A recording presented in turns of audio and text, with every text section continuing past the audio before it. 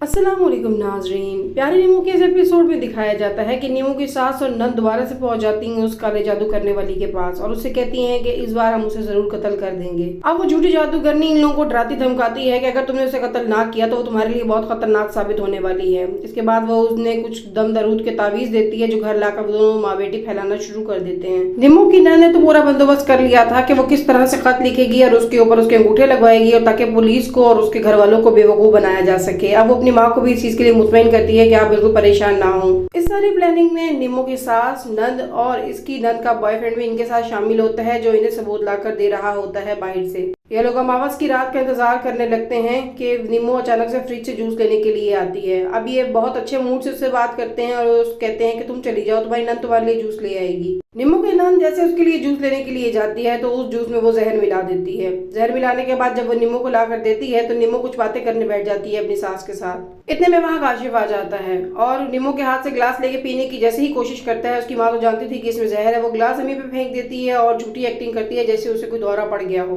काशिफ को इसके बाद गुस्सा तो बहुत आता है मगर क्या कह सकता था अपनी माँ को, और वो वहाँ से चला जाता है। अब ये माँ बेटी दोबारा से उस जादूगरनी के पास पहुंच जाती हैं जो कहती है कि अब तो तुम्हारा चढ़ावा भी बढ़ गया है, मुझे और ज्यादा पैसे दो और अगर इस दफा तुमने कत्ल ना किया तो मैं कुछ नहीं कर पाऊंगी तुम लोगों के लिए। इसके बाद वो कुछ पैसे फिर से लुटाने के बाद घर आ जाती हैं।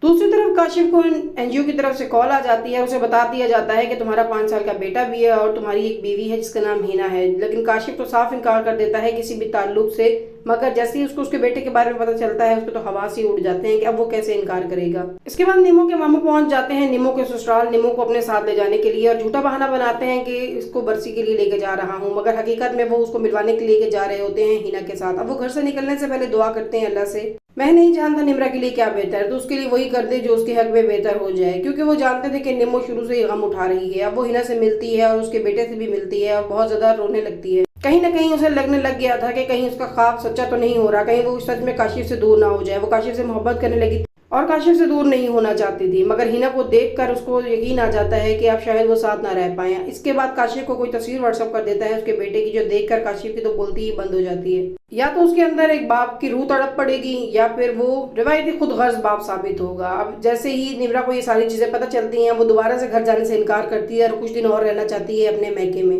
मगर यहाँ रहना भी निम्रा के लिए कहाँ आसान था। यहाँ उसकी मामी ने उसका जीना हराम किया हुआ होता है और ऊपर से आके कह देती है कि तुम वाकई ही काली जबान वाली डायन हो।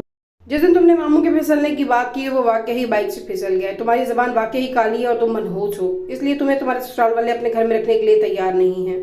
एक तरफ काशिफ की बेवफाई, दूसरी तरफ मामी के ये फैलाए हुए तीर, इसका तो दिल ही चीर के रख देते हैं। नाज़रीन, आप क्या समझते हैं निम्रा अपने स्वतंत्र से मिलने के बाद अब क्या फैसला करेगी? क्या अब भी वो काशिफ के साथ रहना चाहेगी अपने ख्वाब को गलत साबित करने के लिए, या वो काशिफ को छोड़ देगी? अपनी राय से कमेंट बॉक्स में जरूर आगाह कीजिएगा। वीडियो को लाइक, चैनल को सब्सक्राइब करना ना भूलें। Thank you.